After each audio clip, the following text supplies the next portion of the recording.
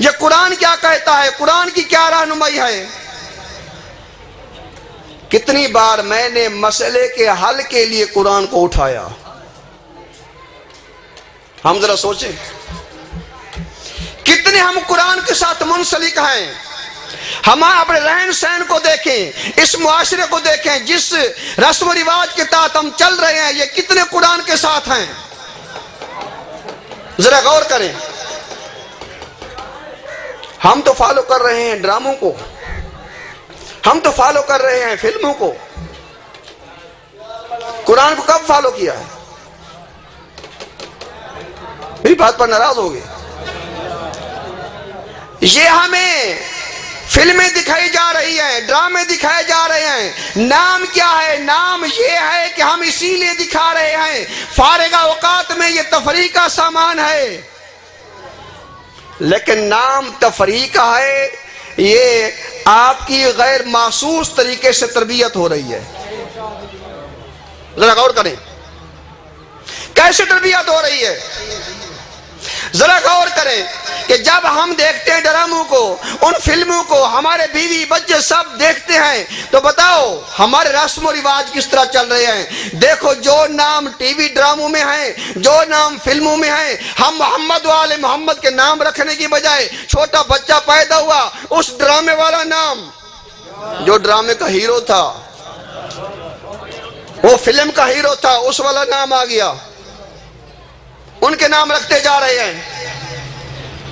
اور ہمارا لباس دیکھتے ہیں، مرد اپنا لباس دیکھتے ہیں، ڈرامے میں فلم میں جو لباس استعمال ہوا ہے وہی لباس میں نے اپنانا ہے، ہماری اولاد نے اپنانا ہے، ہماری عورتوں نے لباس دیکھا ہے، جو لباس جو ڈیزائن وہاں دیکھا ہے وہی ڈیزائن اپنانا ہے، جو رسم و رواج وہاں دیکھے وہی رسم و رواج یہاں ٹیلی کرنے ہیں۔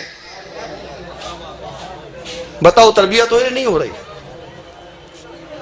ادھر قرآن کو چھوڑ کر ٹی وی ڈراموں کے پیچھے، ٹی وی ڈرامے یہ تباہی کر رہے ہیں، فلمیں یہ تباہی کر رہی ہیں، ادھر پیٹ پرست جاہل خطبہ اپنے پیٹ کے لیے قوم کو دن بدن جہنم کے قریب کر رہے ہیں، جنت سے دور کر رہے ہیں۔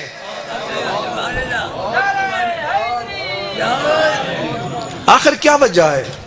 ہماری سادگی ہے یا ہماری جہالت ہے؟ صلوات بر محمد والے۔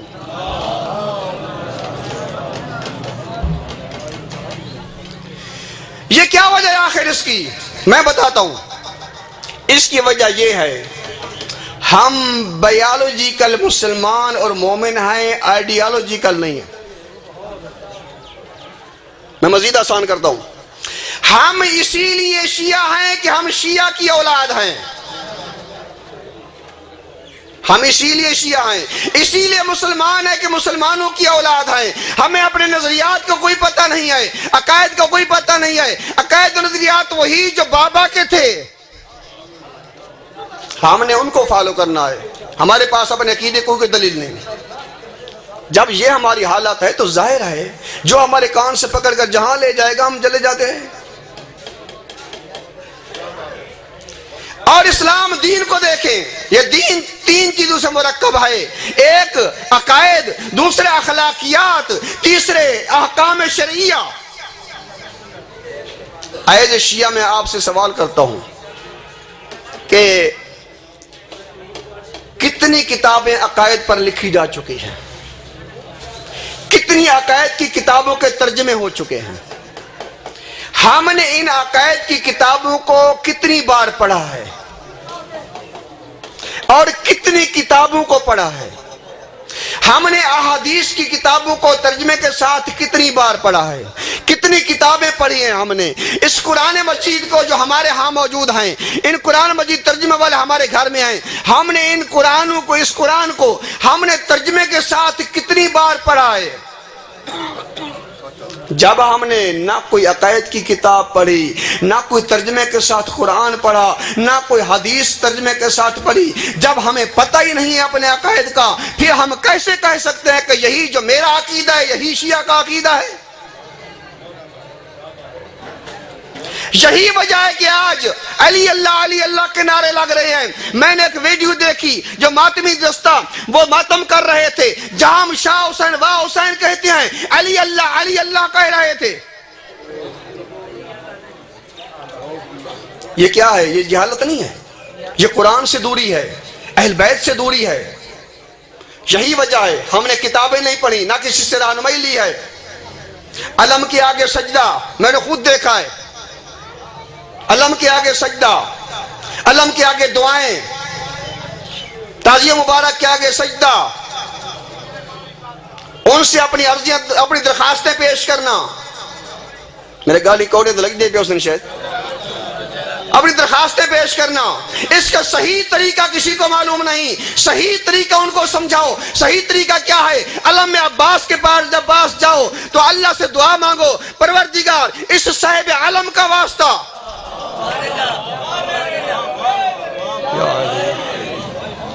اگر تعزیہ مبارک کے پاس جاؤ, پروردگار اس صاحب شبیہ کا واسطہ. اگر پنگوڑے جھولے کے پاس جاؤ, پروردگار اس جس کا یہ جھولا ہے اس معصوم کے واسطے میں میری پریشانی کو دور فرما, مجھے رزق عطا فرما. یہ ہے دعا مانگنے کا طریقہ, اور منت ماننے کا طریقہ بھی یہی ہے. منت خدا کے علاوہ کسی کی جائز نہیں ہے. منت مان, پروردگار ان کے صدقے میں میری فلاں مشکل کو دور کر دے. میں 2 رکعت نماز پڑھوں گا, یا 3 روزے رکھوں گا, یا میں فلاں چیز فلاں کھانا پکاؤں گا, اس کا ثواب میں محمد و آل محمد کو ہدیہ کروں گا. یہ ہے طریقہ کار, یہ ہے طریقہ کار. یہ نہیں کہ ہم ان کو جو ہے مرکز مان لیں جس طرح اللہ ہے. نہیں, یہ اللہ تک پہنچنے کا وسیلہ ہے, اللہ کے قرب کا وسیلہ ہے. یہ تھی ہمارے عقائد کی بات. اب آئیے ذرا تھوڑا سا مختصر سے وقت میں اخلاقیات کی طرف آئیے. اخلاقیات کا جنازہ نکلا ہوا ہے. ہر جگہ جھوٹ, دکان پر جھوٹ, دفتر میں جھوٹ, محفل میں جھوٹ, اور بس میں سفر کر رہے ہیں جھوٹ. جو کام ہر جگہ پر جہاں جھوٹ جھوٹ. کیوں؟ جھوٹ کے بغیر کام نہیں چلتا. اور غیبت محفل کی زینت بن چکی ہے.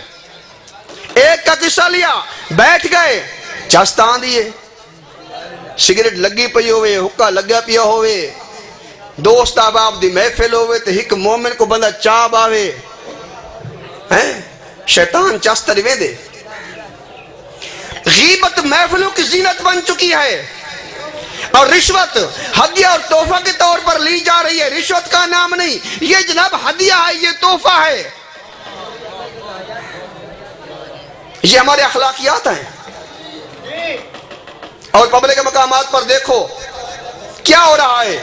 وہاں بدبو آ رہی ہے, حالانکہ واش روم موجود ہیں, مصنوعی اڈے وغیرہ واش روم موجود ہیں, پانی کا انتظام ہے, سب کچھ ہے. پھر بھی دیکھو کوئی گاڑی کے ٹائر میں سر دے کر بیٹھا ہوا ہے, کوئی دیوار میں سر دے کر بیٹھا ہوا ہے, کوئی نالی میں سر دے کر بیٹھا ہوا ہے. یہ کون سے اخلاقیات ہیں؟ اہل بیت کا ماننے والا ہے. اہل بیت نے یہی طریقہ سکھایا ہے تجھے.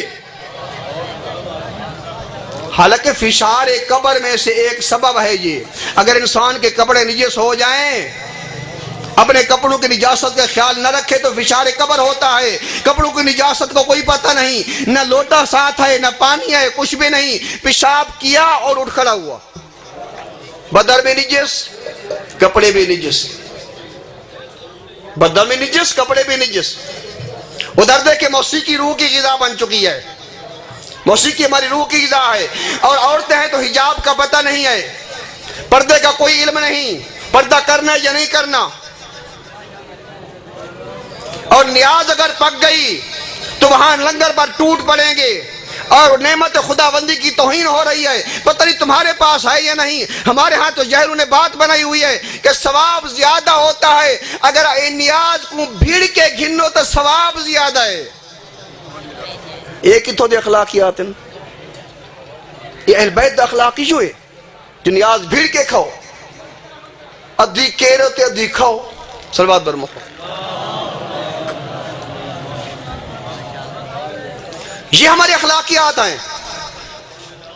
اور ایک ادھر آ جائیں ذرا احکامات کی طرف.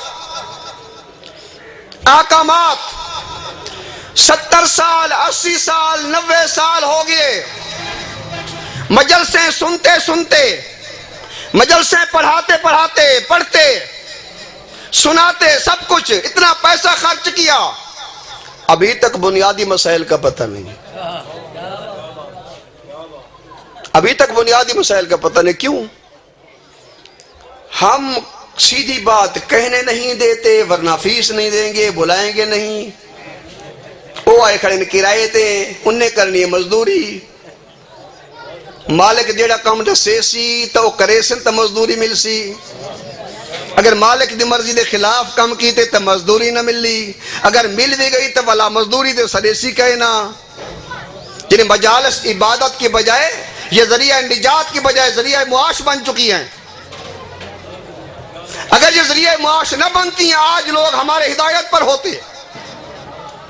کتنا خرچ ہوتا ہے. یہی دکاندار دکان پر جاتا ہے، ایک ریڑھی والا ریڑھی پر جاتا ہے اور جا کر روزانہ سودا بیچتا ہے، شام کو حساب کرتا ہے کتنا خرچ کیا، کتنی مجھے بچت آئی یا کتنا نقصان ہوا. اگر نقصان ہوا تو ازالہ کروں، منافع ہوا تو اسی پر کار بند رہوں. کہیں انہیں پیسے نہ حساب کی تھی نہ جلسہ کرائے میں، ایڈا محرم پڑھائے میں، اتنی لاکھ خرچ کیتے میں، اتنا تک خرچ کیتے، اتنے نیازہ پکائے میں، اتنا فیساں دیتے میں، اتنا خرچ کر کے گدی کیشے میں ہدایت یا گمراہی، ہدایت یا گمراہی گدی ہے. کیا کیتے میں؟ ذرا آڈٹ کرے. اس پیسے تے اور زیادہ قیمتی چیز ہے جو خرچ کیا ہے وہ ہے زندگی. زندگی کے لمحات کتنے قیمتی ہیں، یہ بھی جو صرف کیے ہیں. ان کا آڈٹ کیا؟ نہیں، کوئی آڈٹ نہیں. دنیا کی فانی اور سستی شہرت کی خاطر سب کچھ خرچ ہو رہا ہے. کون سی شہرت؟ دیکھیں گے ہے ایڈا اشتہار، اتنے پڑھالے ذاکر مقررین، ایڈا لنگر، ایڈا لنگر. اجنا ایک گالی کرے سوں تو واہ واہ تھی سی کیا کہنے کیا کہنے. یہ کیا کہنے کی خاطر یہ نہیں سوچنا کہ اہل بیت کی رضا کس بات میں ہے، اللہ کی رضا کس بات میں ہے. بنیادی ترین مسائل کا پتہ نہیں ہے، نماز کا پتہ نہیں. پہلے تو نماز کے قریب جاتے نہیں ہیں. اگر نماز کا کہو کہتے ہیں عادت نہیں ہے، روزے کا کہو بیمار ہیں رکھ نہیں سکتے، خمس کا کہو بچت نہیں ہوتی، زکوٰۃ کا کہو خرچے پورے نہیں ہوتے. حج پر جاؤ بیٹی کی شادی کرنی ہے، زمین ویچا اے ماں کو بھی چیندہ رہن دے، ماں کو بھی چیندہ رہن دے. یہ اپنی من گھڑت باتیں. تو نفس کا بندہ ہے یا اللہ کا بندہ ہے؟ نماز پڑھ رہا ہے اپنی مرضی سے، اگر کوئی پڑھتا بھی ہے پھر بھی اپنی مرضی چل رہی ہے. اللہ نے فرمایا اتنے فاصلے پر 28 میل پر 44 کلومیٹر پر نماز قصر ہے. وعدے میں قصر پڑھا تو مطمئن میں تھیندا ایتا نماز پڑھان دیا لاتے وہ نہ پڑھان لا. روزہ رکھنے والا ایک تو رکھتا نہیں ہے دوسرا رکھتا ہے، روزہ تیرا قصر ہے اتنے فاصلے پر. وعدے مزہ نہیں آندا، چس نہیں آتی. تو چس چہنے عبادت کریں. تو شیعہ کس کا ہے؟ جن کا شیعہ ہے ان کی بات کو مان. ماتمداری کی حالت دیکھ. میں نے اپنی آنکھوں سے ایک ویڈیو میرے پاس آئی، میں نے دیکھی، اہل بیت کی مظلومی پر رونا آ گیا بے ساختہ. کیا ماتمی دستہ، ان کے قمیض اترے ہوئے اور 2 حلقے بنے ہوئے تھے.